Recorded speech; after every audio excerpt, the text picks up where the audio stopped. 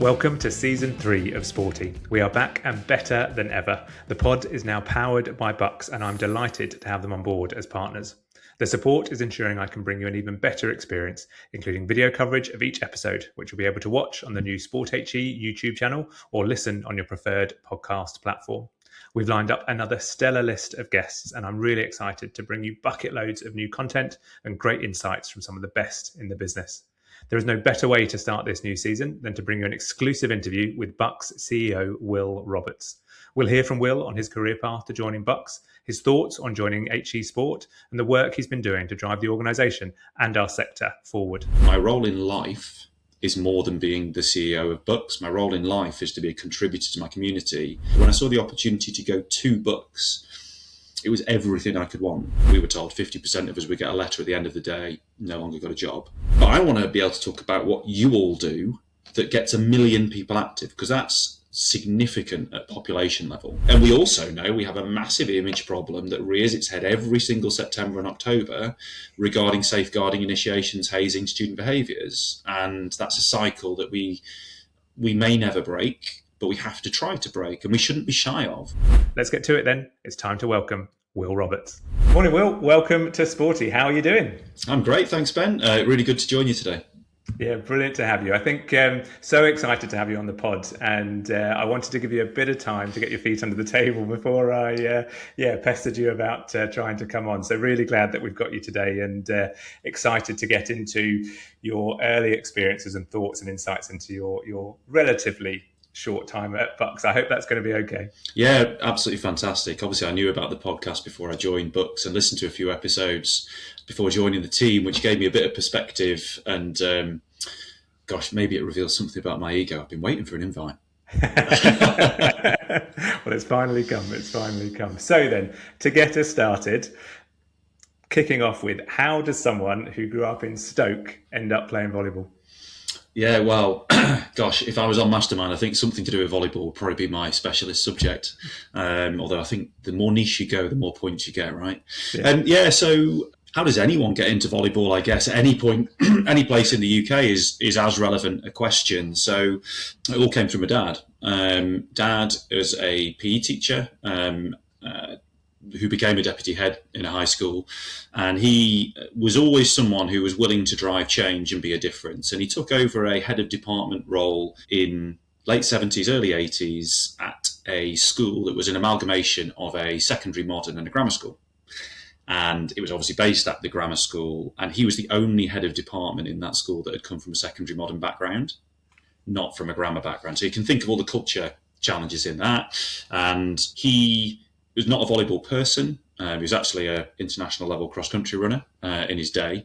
And he took the line of, okay, we need to drive a new identity for a new school that is equal for all of the students that are there. He'd done volleyball at other schools he'd been at, but in a less serious way than it became at that school. And there was a very strong local volleyball scene at that time, in part driven by Keele University and what was then, I don't even think it was called Staff's Polytechnic at that time. It would have been called some fancy name to do with the pottery industry, but what's now Staff's Uni.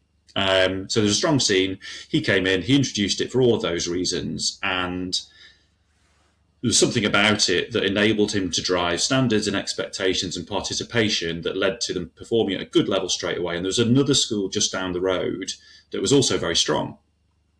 And by 1983, I think it was, those two schools played in a National Cup final against each other. And they were two schools from a small market town in North Staffordshire. So our club got formed out of that, grew over time. By the mid-80s, the men's first team was in the top flight of the National League. And I grew up just going to volleyball every Saturday night. I was a pretty sporty kid. By the time I was in year 9 at school, Dad said, it's probably time you went to a volleyball practice, see if you like it. I was like open to anything. Anything with the ball, essentially, I was up for. Went along, enjoyed the concept, wasn't particularly good. Liked the idea, though, of this being a sport that my town is good at. I can see the top players in the country, and I'd like to be able to do that. So I kind of stuck with it, but I was really into football and played football at a good level. So really through to the first year of uni, I was doing both football and volleyball. And then I realised that I actually had ambitions to try and challenge myself to compete at the highest level I possibly could. On the football pitch, I knew I'd reached my peak. I was like struggling, to be honest. I found it too difficult, and I wanted to get into a position where I felt uncomfortable with the challenge I had on the football pitch. It was too fast and too physical, and I wasn't feeling good about it. Whereas the challenge I was getting in volleyball was a technical and tactical challenge, and I took a lot out of it, and I was enjoying that. So I went into volleyball and realised that at just under 6 foot, I have a massive disadvantage. I have friends who are 6'11", but yeah, threw myself into it. So it was opportunity. But I think it tells quite a lot about my personal biography and where my examples, like my dad driving change, being prepared to do things differently. And you can probably see from a lot of my narrative about BUCS land, maybe I've taken that on a bit as well. Yeah, I think that's a fascinating insight in terms of trying to bring two cultures and identities together and using something that wouldn't have been a norm in either place to really bring them together and build something around. That's fascinating. Yeah, the beauty of sport, though, right? I mean, that's what we all do every day, is try to bring a cultural phenomenon that is sport and physical activity that has so much to offer people, but we can use it for all kinds of purposes. And it's, when we talk about the value of HE sport, which is such a big conversation, we'll take this into the value of sport more generally. It can break down social barriers. Yeah. And so, are you still involved today? Yeah, literally today. So both my kids play. So they're 12 and 14. So they both play within the club. We've got a big junior section. The club's about 300 people in total. And I coach as often as I can. So coaching is just something that I enjoy. And I've been determined as my career has progressed not to let my career get in the way of doing what I enjoy. It's essential to me and my confidence in who I am. And so it's challenging. I buzzing around the country and doing things like that, fitting things in, but it's worth it. And I think I'm not afraid of being challenged about it. I hope everyone knows I take the role really seriously, but my role in life is more than being the CEO of BUCS. My role in life is to be a contributor to my community, to be a father to my children, to be hopefully a good husband to my wife. And of course, at the moment, and I'm loving it, being a good CEO at BUCS. But what will make me a good or not person in my role is my ability to do other things. And I absolutely love coaching kids. I've coached for a long time, and it's a particular phase really in the player development cycle that I particularly enjoy.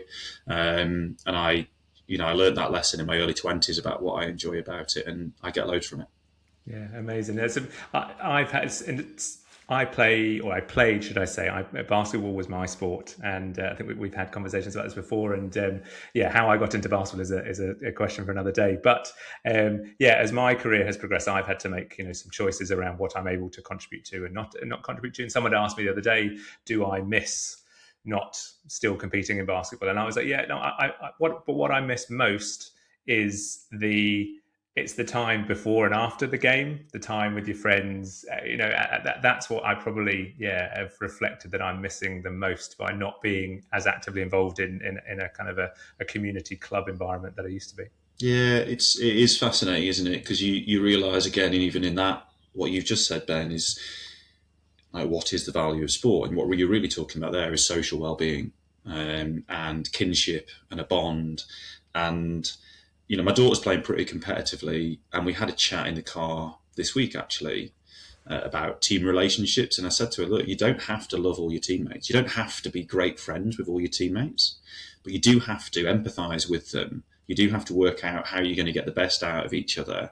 And you can imagine where this conversation's come from. X, Y, or Z, A, B, C is done, blah, blah, blah. And because I'm involved in coaching, I can see it as well. But, it's a great tool to help us to grow up and mature and explore life. Yeah, well, I know great opportunities to have those sorts of conversations with the kids as well. Yeah, it's beautiful. Yeah.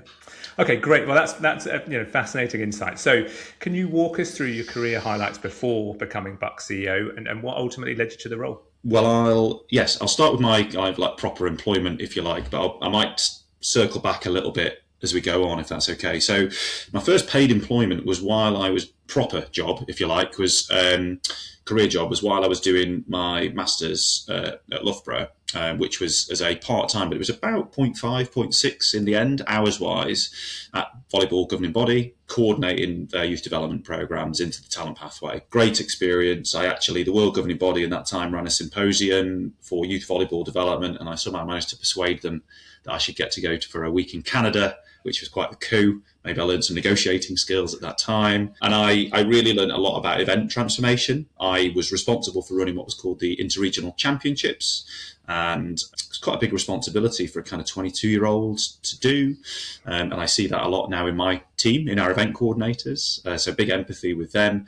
But we started a process of taking that event to a new level, new standards and expectations in terms of game formats, presentation of teams, requirements on officiating, and it was really quite innovative. So some of the stuff we did with some of the officiating was designed to deliver some performance outcomes that we talked to the coaching guys about. So pretty cool, really enjoyable, and a good place to cut your teeth, so to speak. Before that, I had a year after finishing my undergrad before going back to uni, and I worked in a gym on that time as well, which was kind of good fun and gave me some insight into that world. So I then got the opportunity to move to Youth Sport Trust in 2007 in a role which was to run an event called the UK School Games, which was still pretty new. The inaugural Games was in 2006, and the Games was created as a concept on the flight back from Singapore. Those of us with a longer memory remember Sedco in Secure in 2012 made something called the Singapore Promise, and that was about the Inspire Generation came from that. And the then sports minister was Richard Cabourn, a unique, powerful character, wonderful guy from Sheffield. And Richard Cabourn effectively got back off that plane and said, right, we're going to create a UK School Games.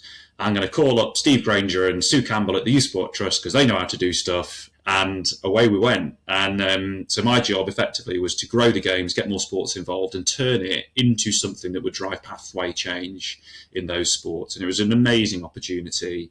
Again, building on what I'd learned at volleyball about using events to drive transformation, like the old "if you build it, they will come" thing. If events are glossy, people want to go to them. So you've got the motivator.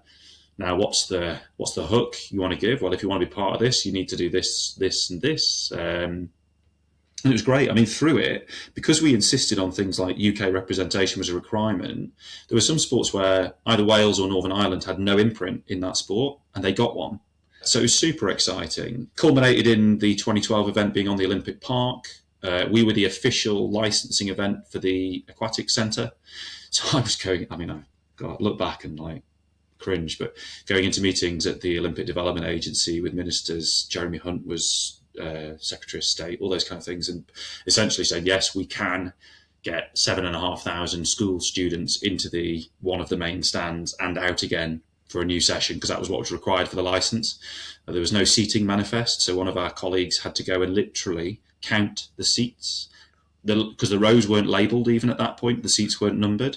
And we had to sell gift tickets. So really complicated stuff, but great. And I got to work with great people in that part of my career through events. So Michelle Dite, who's a former SAB actually at Loughborough, but she was the doyenne, if you like, at Fast Track, which was then a major sports events agency with people like John Ridgeon, famous athlete.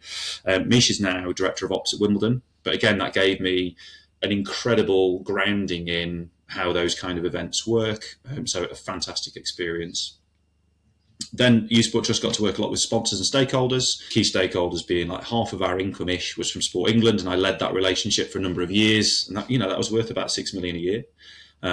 So lots of big presentations, lots of pressure on those kind of things, and enjoyed it. I then ultimately became Chief Operating Officer and was responsible for leading strategy progress review, performance review of the organisation, and created the framework through which they created their strategy, which they're still delivering against now, and that was an amazing opportunity. I owe a lot to their CEO, Ali Oliver, who's a great friend and colleague, and she always showed great faith in me and gave me some great opportunities. I grew from being an equivalent to a BUCS event coordinator to being the COO of that organisation over that period of time. So that prepared me really well, I think, for this role. But when I saw it advertised, or when I knew it was going to be advertised, I knew... I've been at Youth Sport Trust for 16 and a half years. I loved it. If you're somewhere for that long, it's not like you want to leave. I didn't want to leave the Youth Sport Trust, but when I saw the opportunity to go to BUCS, it was everything I could want. An organisation that has the most exciting demographic, that has member organisations that are full of employed people, not volunteers, which is a key difference to 99% of NGB work. A membership dynamic that I knew would be a new experience for me. a latent opportunity around driving value through the demographic, i.e. commercial value, and to test myself in a space that I didn't actually have massive amount of experience in. But also, and critically, this is the circling back thing, it was being the student club chair for Loughborough Volleyball in my third year and having been the treasurer in my second year that really prepared me for a career in sport. And I said this, I went for lunch with my old personal tutor when I got this job. And the first thing I said to him was, really sorry, David, like your coaching and support of me on my undergrad dissertation and my postgrad dissertation were really well received, were excellent, thank you. However, those were intellectual things. What's really prepared me for work was the cut and thrust of being part of the student committee. And in my third year, when I was the chair, Loughborough hosted a European Champs qualifying round for volleyball. And by virtue of my role, I was put on the organising committee.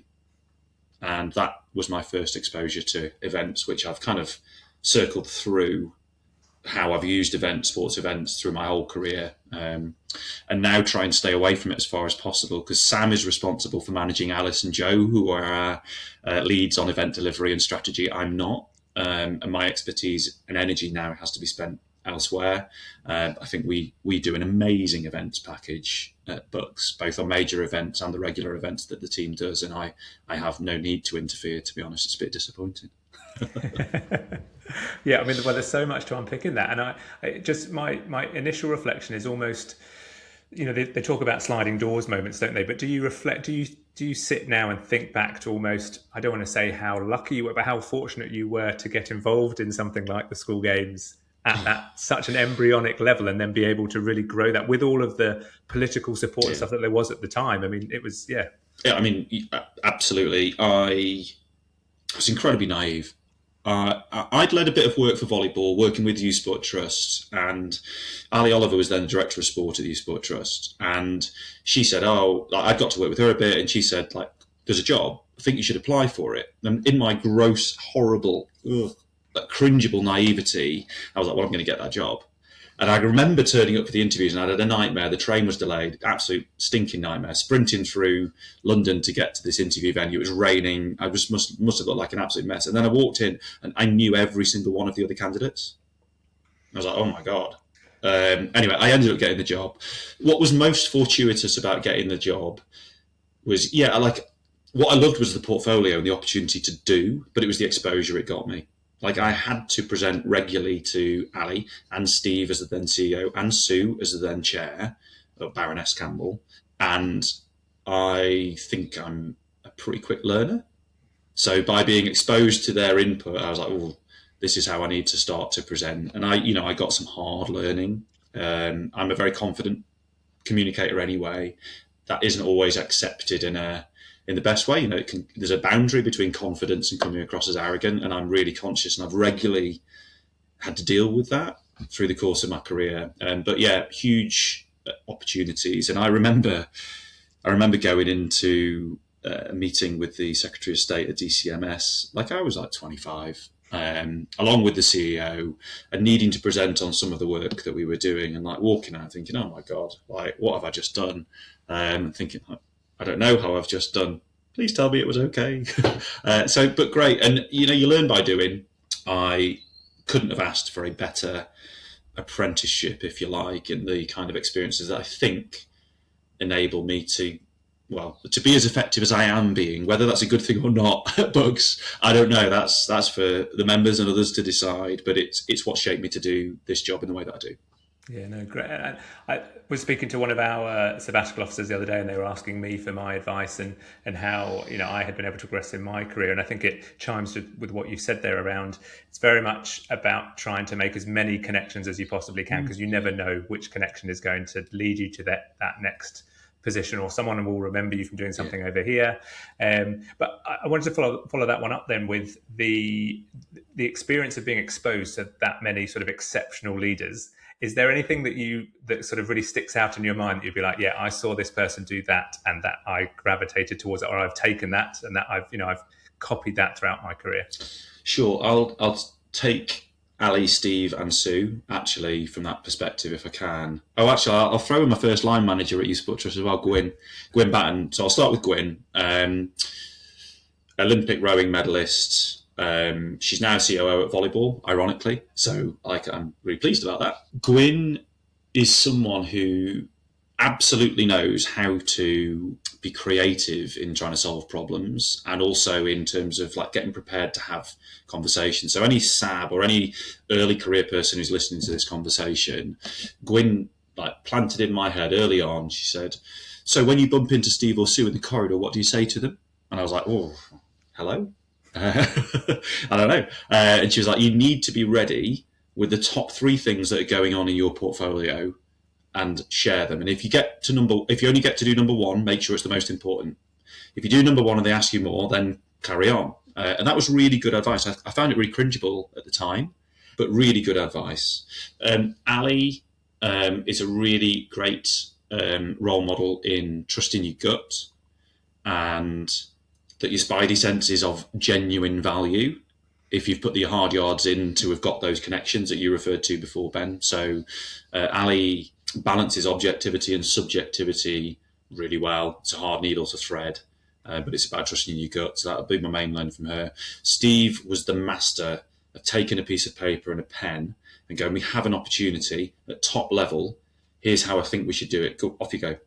And it created, and I'm seeing him soon at a BSR match actually. And Steve's ability to give clarity and a framework in how, in a very simplistic, it's always more complicated than that, Steve, come on. But was a great example. And from Sue, it's how to bring people with you. I mean, anyone who tries to mimic Sue's ability to do that is always a pale imitation. So it's not about copying. But what I saw from Sue was in some really difficult circumstances, like when the government changed in 2010, eSport Trust, we lost all the money for the School Sports Partnerships Network. It was 162 million a year. It didn't come into our bank account. It went into school sport. But as a result of that, we had an incredibly vivid memory for me of an all-staff where we were told 50% of us would get a letter at the end of the day, no longer got a job. And the way that Sue led us through that and messaged and then took us out the other side, importantly, was just an incredible example of galvanizing, motivating, caring, and most importantly, caring for the people. So there's 4 for you. Yeah, well, thank you so much for sharing this. I'm sure there's lots that people will take away from that. So let's go back then. You've touched about your time at Loughborough. So having participated in university sport and then working in the wider sport sector, what were some of your thoughts on HE sport before you joined? As already articulated, I guess, through previous answers, we're all products of our life experience. So my life experience was at Loughborough, and clearly it's a good one. I was on sport and exercise science course, and I was part of a successful club. The women always won BUCS in those days, and the men always didn't. And I carried on that tradition proudly. We were always we were the bridesmaids of BUCS volleyball, as it was in those days. But essentially, my impression was, there's this great competition that goes on. I was aware of other sports. We had little quirks in the student union on a Wednesday night, which brought to life actually what other teams were doing. And there was a tradition at that time, I don't know what it's like now, but that if every single BUCS team won on a day, which happened, then you'd get a great opportunity for an hour at the bar in the student union. So it's a great experience, but in my naivety, we were playing in what we now call Tier 1. I don't know if that terminology was around then, to be honest, but we were only going to other universities that took sport seriously because of the level we were playing at. We'd go and play Oxford and Cambridge and Nottingham and Birmingham. And so my exposure was really limited. So I guess my impressions before coming in were, it's really organised. I knew BUCS as a stakeholder, having worked for the eSport Trust, knew there'd been massive growth in the sector. Knew through my community sports involvement that post-2010 there'd been lots of investment in facility, and knew that the number of universities had grown from my start point. I also felt that BUCS clearly delivered lots of different sports. I love the diversity. Yeah, that's pretty it. Yeah, so 18 months in now, what would you say has been the most surprising thing that you didn't expect to find? It's probably 3 things, Ben. So first, I have been surprised, and this isn't a criticism of anyone at all, but I have been surprised about the relative lack of institutional memory that we have inside BUCS. That sincerely is not a criticism, at all. And it's more of a fact that I love history. So like I want to know where we've come from so I can help direct where we're going to. I want to be respectful whilst also changing everything. But to know how to change things, you need to know what's gone before. And it's been quite hard to unpeel some of those things. That surprised me. Second has definitely been, like going back to my last answer, the diversity of members. And it's something I bang on loads about, but I love it. But it was totally unexpected. But I love all of my visits. I've been in Cambridge earlier this week and it was fascinating. But I've really loved the visits to, and I bang on about this, and any staff who listen to this are going to roll their eyes big time, but I love my visit to Lincoln Bishop, what was called Bishop Gross Test, one of our smallest members. So the diversity has been unexpected, but that's a manifestation of my own naivety. But it's really made me curious and wanting to be what I want us to be able to cater for every single member well. And that's a hard challenge, that's a high bar, but we are a membership organisation, so if that isn't our bar, what the hell are we doing? And then I think the third thing is that's been unexpected actually, and again, this isn't a criticism of all of you as members, but it really has surprised me how entrenched we all are in HE and relatively naive we all are to understanding sport. And I think sport is not very naive to HE as well, by the way. But having spent my time in the sport industry until now, I hear statements, NGBs have got loads of money. No NGB has got cash washing around. Nearly all of their income is restricted in a way that actually we have less restriction and more fluidity in how we're allowed to spend our money. And I think that's something that if we understand better, I think we can do better. But I couldn't describe how because I haven't been in long enough to work it out yet. But it's something that has surprised me. And again, I'm not trying to say that to make a point. I just think it is a point. And so have you been digging into the history of BUCS and university sport to try and see where it came from? Yeah, so I mean obviously I competed in BUCS, so I know that a couple of the letters changed or changed order, and looked into like why that change came about and the merger. Oh, actually, was it a merger? The change that led to the coming together of BUCS and UCS. I get that, and I see that manifest in Senior Managers Network and some of those conversations, and various colleagues within the network still have helped me to understand some of those things. I've spent time with the likes of Ali O'Dell, who is still involved in our international work and a wise counsel in that space, but clearly also a former chair, and that's been great. I mean, one of the beauty of doing some of the international trips that I've done is really like concentrated, intensive time. I've probably grilled Ali on lots of those things. Equally, just this week in Cambridge with Mark Bryan, Director of Sport at Cambridge, was Director of Sport at Durham, but before that was at BUCS and before that was at BUCS and lived through that period. So as a lover of history, like if anyone's got stuff they want to tell me about, like please do tell me, because if you don't, I ain't going to know it. Yeah, great. Well, that's a shout out to the listeners. Then, please do send anything Will's way. And I think to pick up on your last point there around the sort of the NGB relationship, we both know we've had conversations of late of a member of a university member of staff who was involved with BUCS and has now joined a national governing body, and just the insights I think that they've had in their first few months around what they were expecting, what they found, and really challenged their view of that kind of university NGB relationship. I think it's a space that we've spoken about it with a number of guests, and I don't think there are some pockets of best practice that I see and have spoken about on the podcast, but I think it can always get better. Yeah, for sure. And, for me, the key in my job, the key luxury benefit, if you like, of working in HE sport rather than NGB sport is definitely paid employed people who are incredibly capable.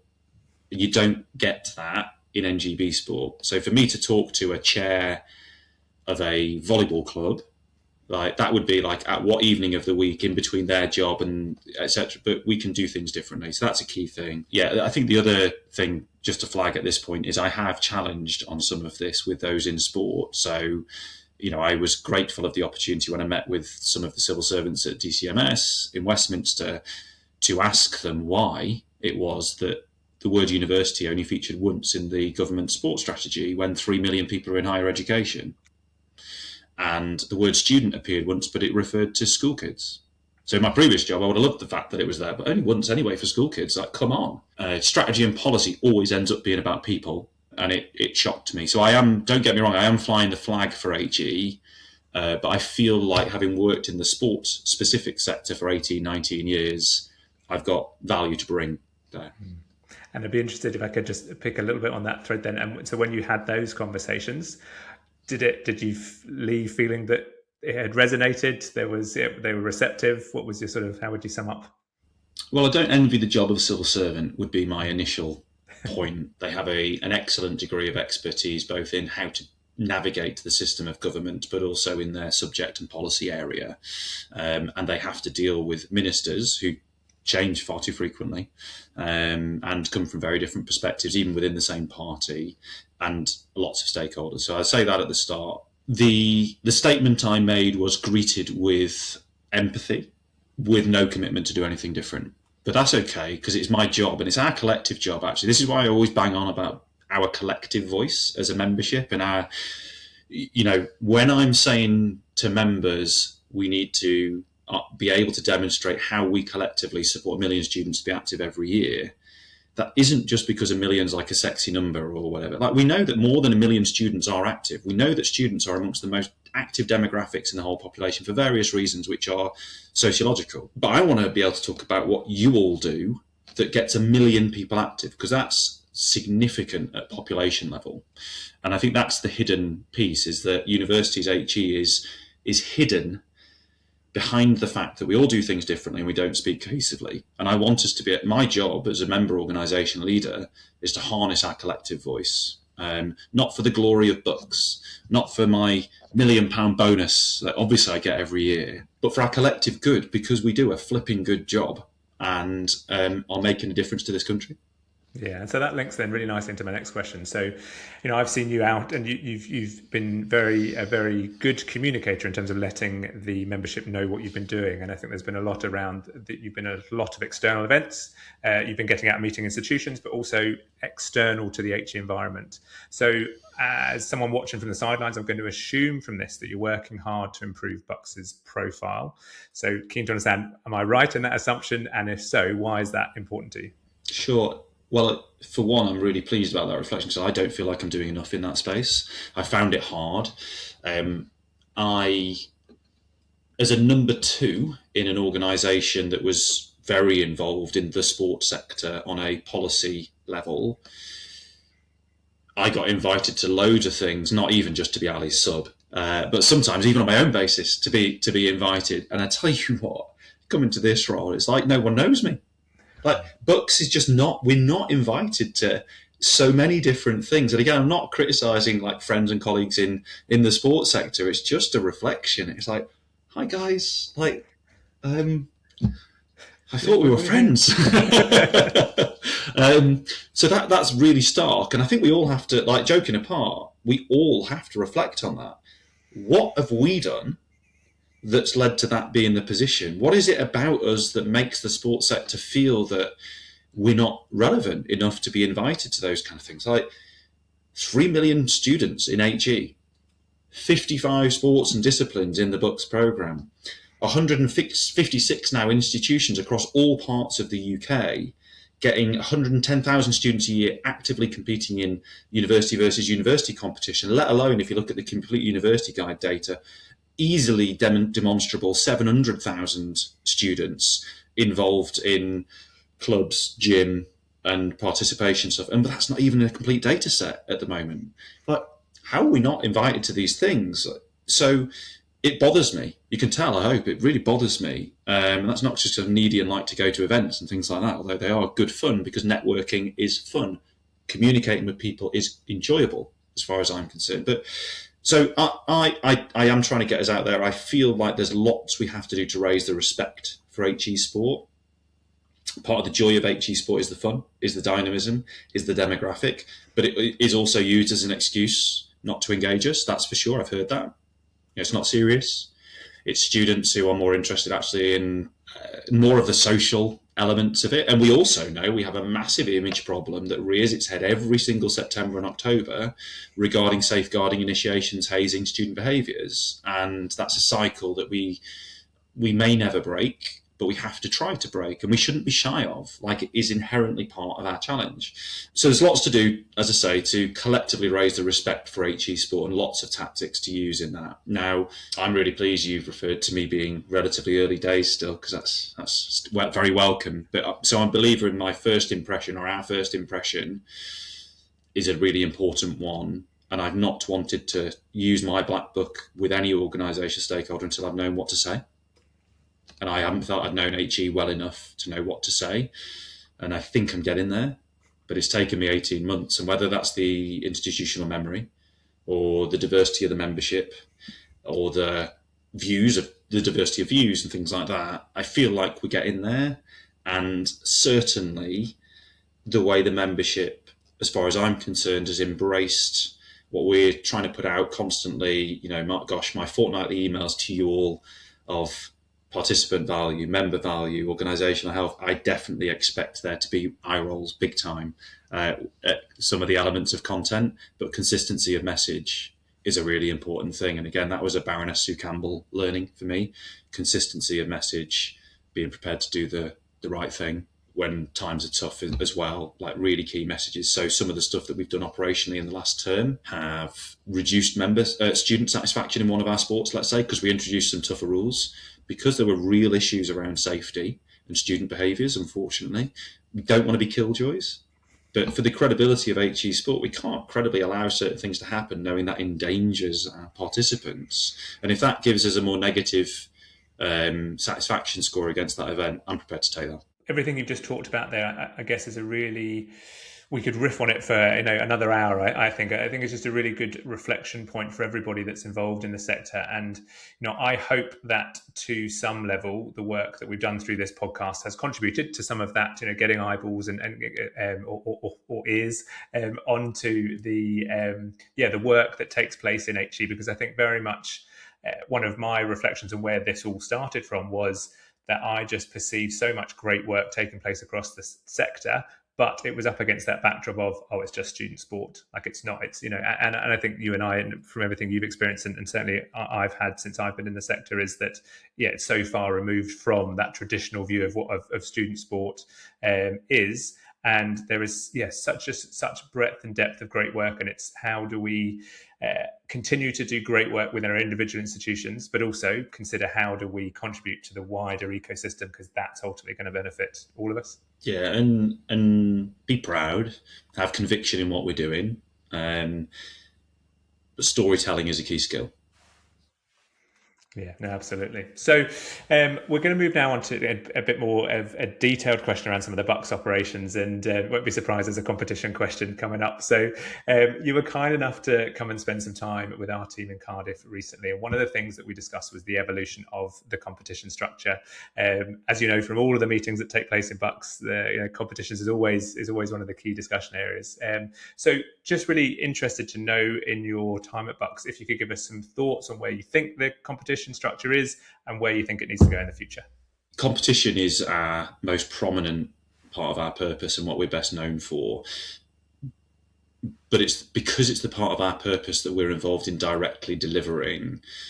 It has an overtaking manifestation, if you like, in significance to what we feel as a staff body, which is quite challenging, because as a member organisation, what we're trying to do is lead on all three fronts that are part of our purpose. So competition, supporting every student to be active and being thought leaders and advocates. But because we do so much in this one part of it, we are guilty of communicating more about it. So that part one to my answer was there. My second part was I came in, I was like, 55 sports. This is amazing. To be able to talk about clay pigeon shooting and surfing and dodgeball and BSR, or the indoor athletic or whatever, wow. I was like a kid in a candy shop. That's exciting for me.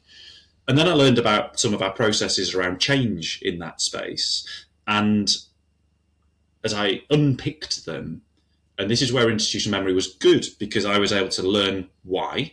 But I was like, these are really restrictive. These are designed to prevent development and innovation. And I'm now hearing listeners going, we can't do more, you're obsessed with doing more. And maybe that might be fair, I don't know.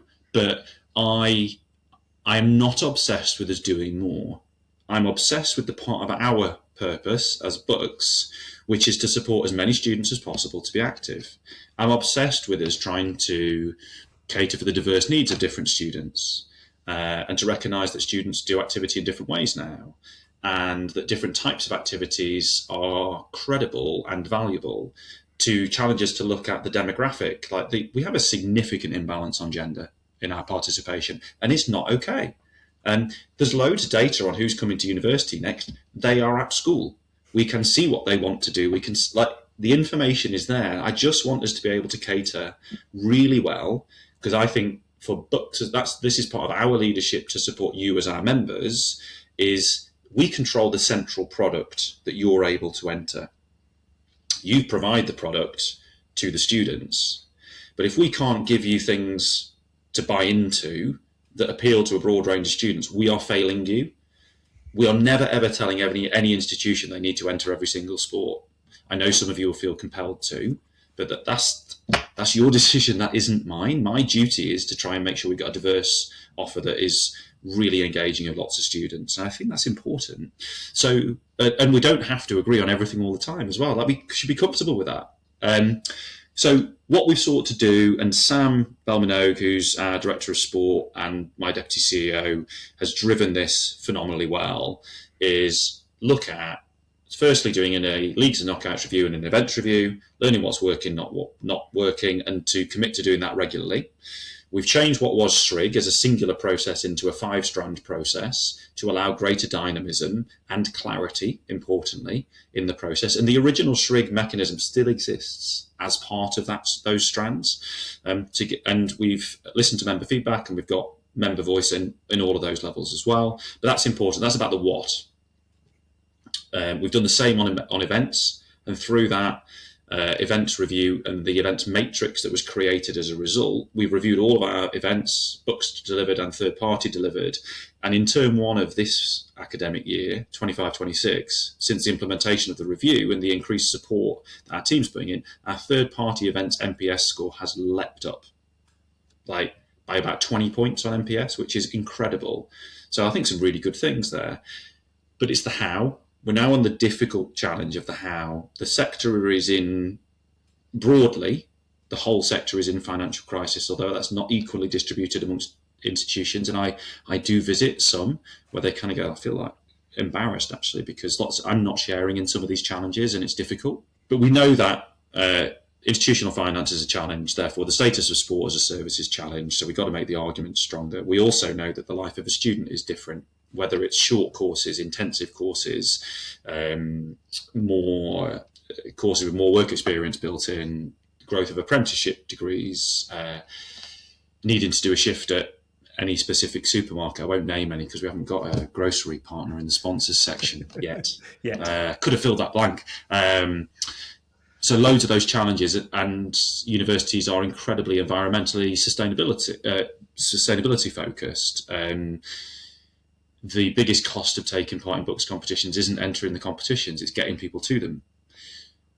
We have got to make sure our product is accessible. So Sam's next challenge, and we've got a board meeting on the 26th of this month, so 10 days time, we're taking a paper, which is getting the board to start to discuss how we can change what we do on the how competitions are accessed differently to, if you look at it cynically as a business, protect the business.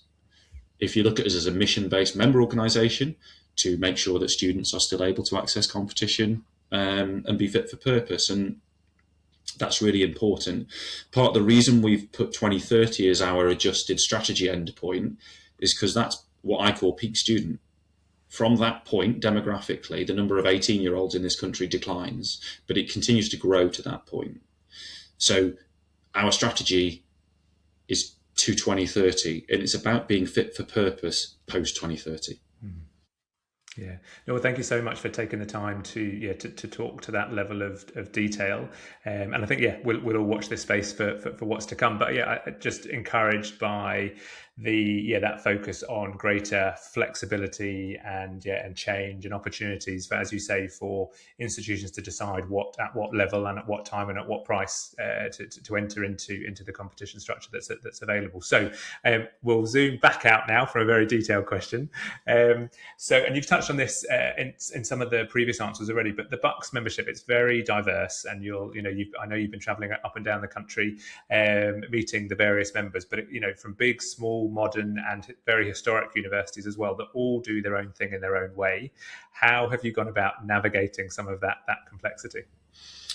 Well, to attempt to try to understand it, you got to go and feel it.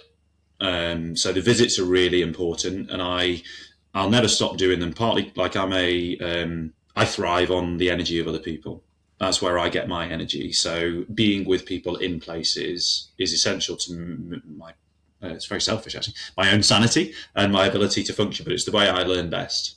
I love the visits, and that's my primary method, if you like. And you see it through, you drive in or walk in after getting the train, and you feel a different culture. You are greeted with a different face or set of faces. They work for the university or for the union or for the guild or for the athletic union, or you learn all the time. And I went to Heriot Watt in Edinburgh relatively recently, and I'd always not really understood Ross's dynamic of the university in Oriam, and I was curious, and no matter how I tried to understand it, I just had to go.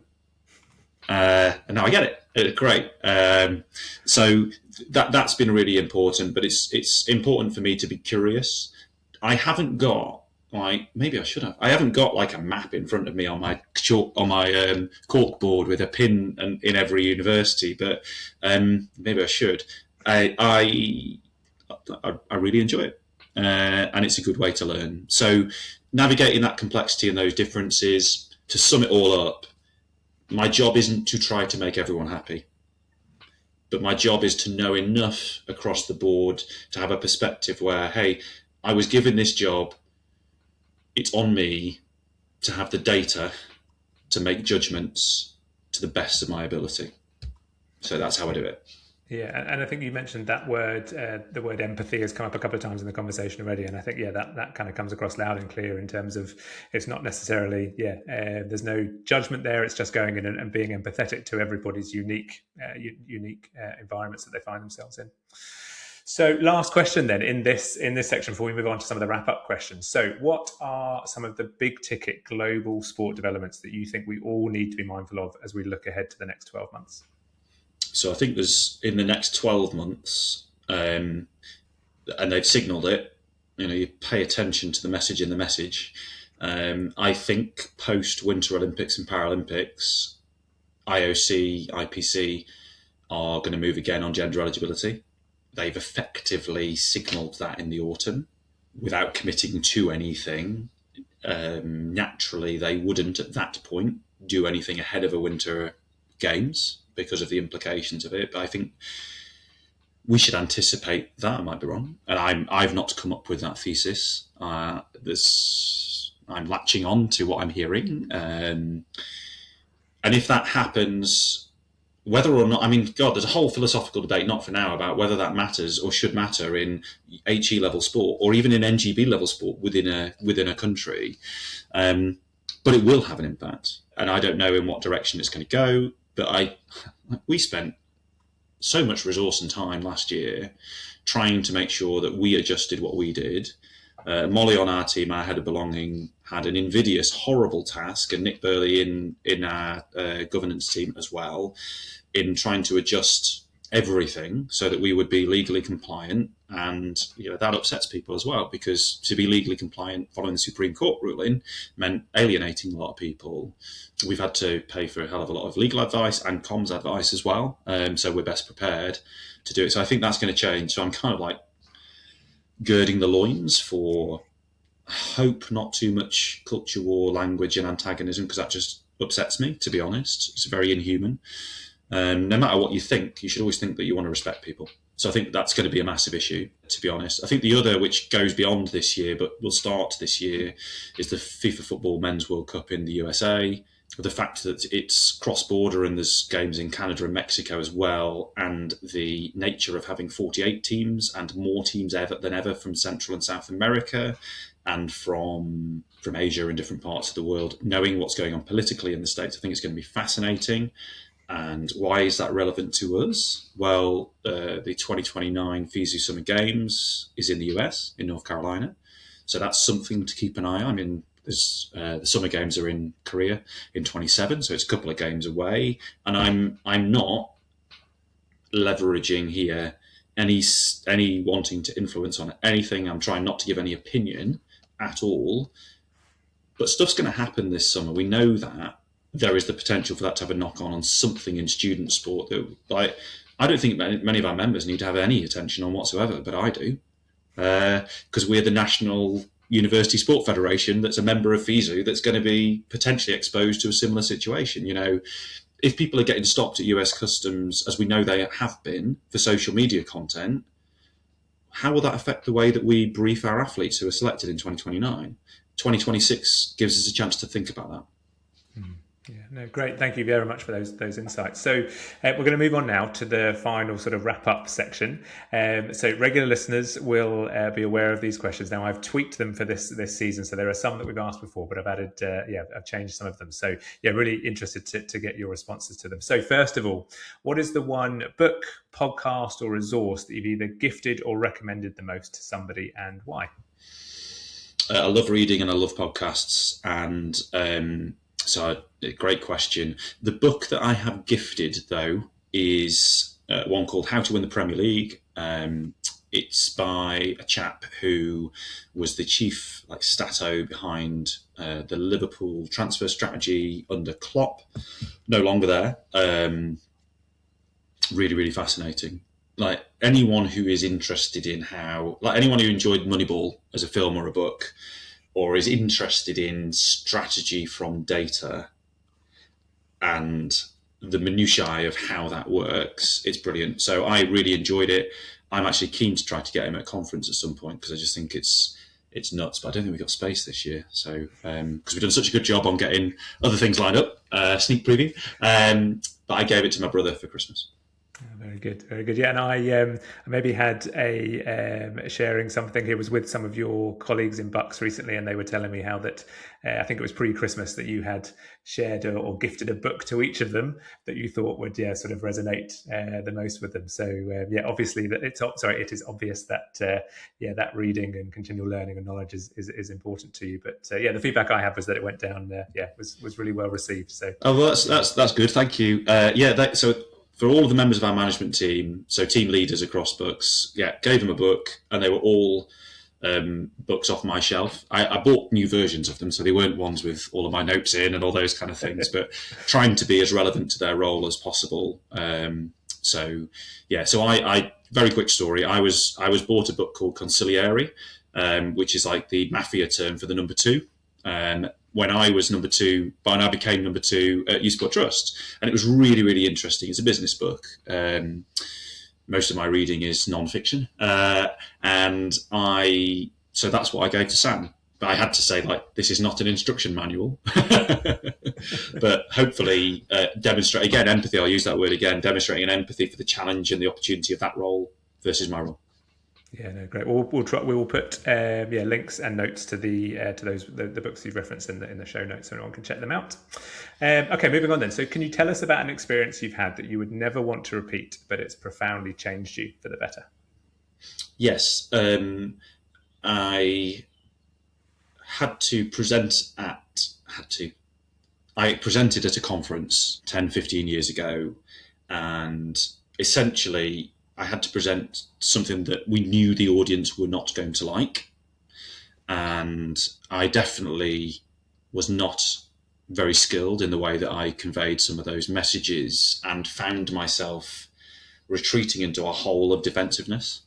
So when through the Q&A part, and I felt like I was being used as a punching bag, and I know I was. But what I hadn't processed in my head was that it was legitimate for those people to utilize me as that punching bag and not take it personally. And, I learned a lot. It was horrible. And I then got confronted with really tough feedback, which is important. So my manager, who was Ali Oliver at that time, weeks later when we got the event feedback, sat me down. She basically said, tough session, blah, blah, blah, blah, blah. And she was like, she pushed a piece of paper in my direction. She said, I'm going to go and get us both a cup of tea and you're going to read this. And it was the hardest professional moment of my entire career. And I would never want to go back to how I felt at that moment. But I know I wouldn't be where I am now if I hadn't had it. And if you found yourself in that situation again, then so you've got to deliver, some news that isn't going to be palatable in front of a large audience. Yeah, what would you do differently this time round? What did you learn from it? I would be far better prepared for the response. I am someone who I know I operate best when I allow myself to be involved in the emotion of the moment. So me scripting myself in preparation, knowing it was going to be tough, I would be wooden as hell, and that wouldn't be good. I know that wouldn't be good. I wouldn't come across as authentic, and I think the feedback then would be, this guy doesn't care. He's reading off a script. So I think what I would try to do is, again, the E word, empathy. Try and demonstrate empathy and make very clear that I know this is hard news. I know that it's not welcome. I know that the audience is going to need to express things at me, and say to them, I know myself and I'm going to probably find that quite hard. Please don't let that stop you doing it. I'm going to do my best not to be defensive. So be really candid. I think that is a hallmark of how I've learned to communicate, is to embrace my own strengths and weaknesses and be, I think I'm really I'd like to think I'm really candid. Like when I came to have the chat with your team, I just wanted to be as open and personable and approachable as possible. I don't see BUCS as superior to its members. I don't see myself as a superior voice to any of my colleagues. I've got more responsibility in my role. I don't have to work harder than any of my colleagues. We all have to work equally hard to do our different kind of things. So I think communicating that culture and ethos in a difficult situation is also important. I'm just a guy doing my best, and I'm going to get things wrong. So that's probably what I do differently, and people might not like that, but I think I would be authentically myself, and I would be less likely to alienate people. There's some great lessons in that. So next one, is there anything that you've changed your mind about recently? My senior leadership team try and change my mind on things every single day. Sam is really good at using gentle language to challenge thinking, and it's a bit of a processy type thing, so it's not that fascinating actually, but she links into some of the stuff we're doing with the board around competition change and how that should be presented.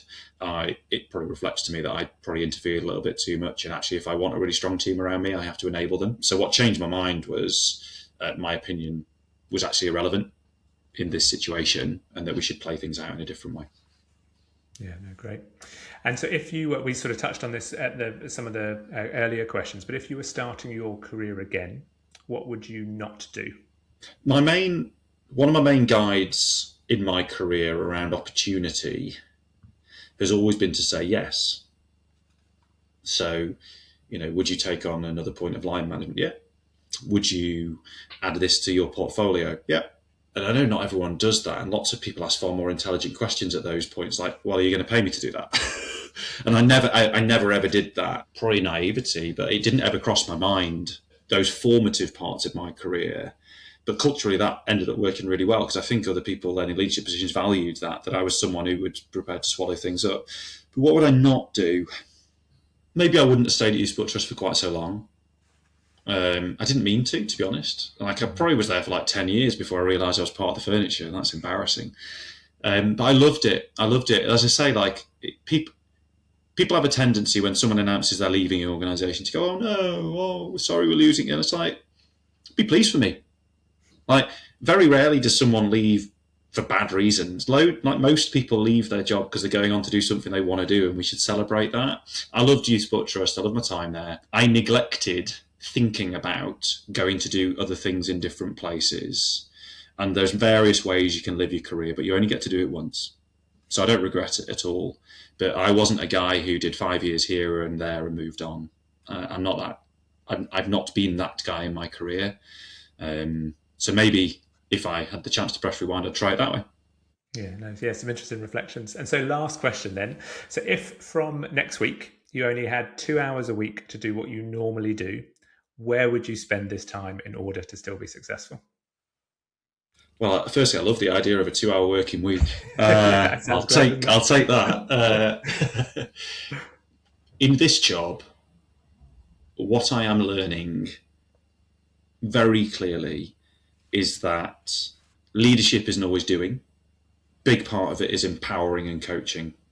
So I would spend all of that, every single moment of that 2 hours, providing support to Reese and Jude and Sam, who are my direct reports, if I only had 2 hours. Sorry, members. Sorry, board. Sorry, sponsors. But ultimately, if I only had 2 hours, I need to make it really, really high quality. And I think, that gives those 40 minutes each a week. Maybe that's what we should do. It makes me think, and the people in my team will cringe because they've heard me say this a million times. But what that really makes me reflect on is a line that I've always liked, that when you get into those leadership positions, is that you go from we need to remember that you're not responsible for the product or the outcome. You're responsible for the people who are responsible for the product or the So I think that just really hopefully sums up in terms of the point that you're making, is that if you had those 2 hours, that's where you focus. I think it's a great message. Yeah, 100%. And I've always been from childhood an incredibly competitive person, and that's matured over time, and it feels different. But mindset wise, I learned from feedback to stop approaching every situation like you got to win. And that doesn't mean you always have to compromise your standards and expectations. But it does mean that you have to stop thinking about yourself as being in opposition or superior or more important or the loudest voice in the room or more intelligent or anything like that than other people. Like, stop having to try to win. And I hope that with what we're trying to achieve at BUCS is we've definitely got a vision for the future. And I hope our 3 long-term ambitious goals make that clear. That's why we've shared them. But how we get there is based on a set of parameters. And as long as we don't go over here or too far over here and we get to there, let's enjoy the journey. And if we had a winning mentality, a fixed winning mentality, then every single dot along that journey would be linear. And I'm saying we've got a box and we can squiggle around it, and we inevitably will, but we're trying to get to a place.